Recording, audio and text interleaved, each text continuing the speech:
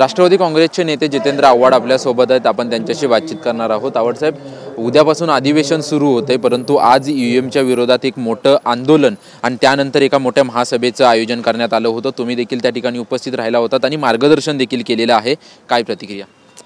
असं की मी काही राजकीय पक्षाचा कार्यकर्ता म्हणून उपस्थित राहिलो नव्हतो, तर या देशातल्या लोकशाही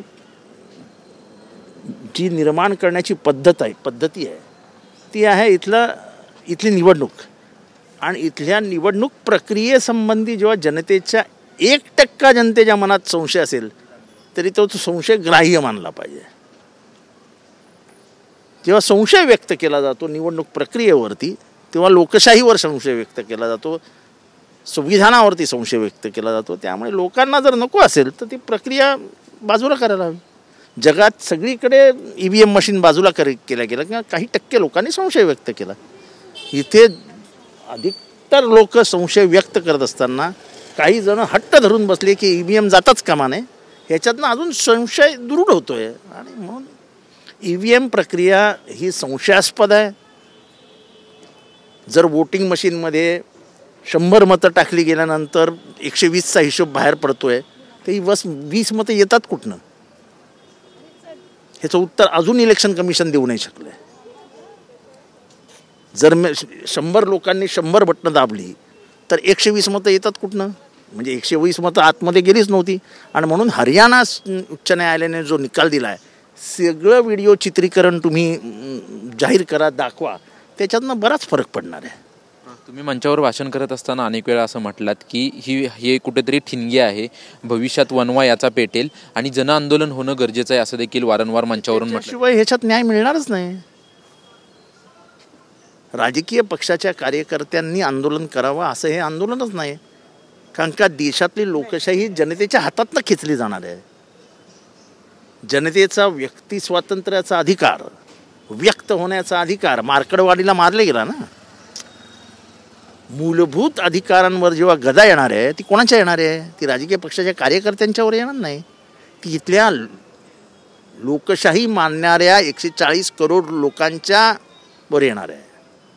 हा प्रश्न निवडणूक मर्यादित नाही, ह्या देशाच्या अस्तित्वासाठी आहे. तुम्ही हळूहळू वन नेशन वन इलेक्शनकडे चाललात. वन नेशन वन इलेक्शनमध्ये जर तुम्हाला EVMवर शंका असेल आणि नेमकं काहीतरी घडलं तर तुमच्या आता देशातला एक तुकडा देखील राहणार नाही. त्यामुळे ह्यांनी ही पुढची तयारी करून ठेवली आहे. आपल्यालाही पुढच्या तयारीनेच इथे लढावं लागेल. ज्या पद्धतीने निवडणुका येत आहेत, निवडणुका होतात, वारंवार तुम्ही सत्ताधाऱ्यांवरती आरोप करता EVM हॅकचे, परंतु हे कधीपर्यंत सुरू राहणार? मोठं जन आंदोलन मग घेण्याविषयी महाविकास मला वाटतं की महाराष्ट्राचं इलेक्शनमध्ये बसलेले धक्के आणि त्याच्यामुळे पूर्ण देशाला आलेली जाग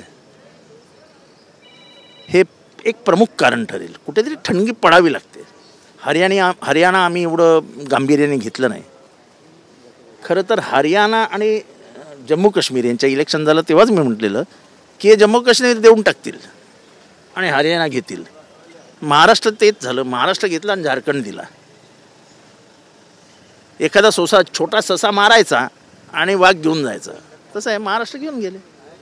उद्यापासून हिवाळी अधिवेशन सुरू होतं आहे आणि आज अखेर मंत्रिमंडळ विस्तार झाला आहे. अनेक दिवसानंतर मंत्रिमंडळ विस्ताराची चर्चा होती. अखेर तो मंत्रिमंडळ विस्तार झाला आहे.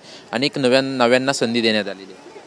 ना, तो त्यांचा प्रश्न आहे. त्यांनी कोणाला मंत्रिमंडळात घ्यायचा त्यांचा प्रश्न आहे. त्याच्यावर आपल्याला काय बोलून करायचं आहे? पण अजितदादांनी असं म्हटलं की 2.5 वर्षांसाठी हे आमच्यासाठी असतील, पुढे 2.5 वर्षानंतर दुसऱ्यांना संधी दिली जाईल. चांगलं काम करा, नाहीतर नाईलाज असतो मला वेगळा निर्णय घ्यावा लागेल, असं अजितदादा. असे चॉकलेट सगळ्यांना द्यावेच लागतात ना, बाकीचे उरले पाहिजेत ना. नक्की काय म्हणणं आहे नक्की या संदर्भात? 2.5 वर्ष त्यांचा फॉर्म्युला आहे असं तुम्हाला वाटतं? मला काय करायचं त्यांच्या फॉर्म्युल्याशिवाय. धन्यवाद आमच्याशी बातचीत केल्याबद्दल. आपण पाहतोय की EVM विरोधात मोर्चा जो आहे तो या ठिकाणी आंदोलन आयोजित करण्यात आलं होतं. त्यामध्ये जितेंद्र आव्हाड, सुषमा अंधारे आणि अनेक नेते जे आहेत ते सहभागी झाले होते. कॅमेरामन मनीष विचारे सह निवृत्ती बाबर, TV9 मराठी, नागपूर.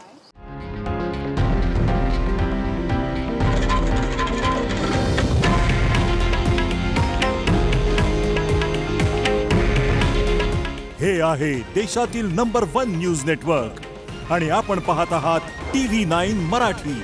काळजी तुमची, हित महाराष्ट्राचं.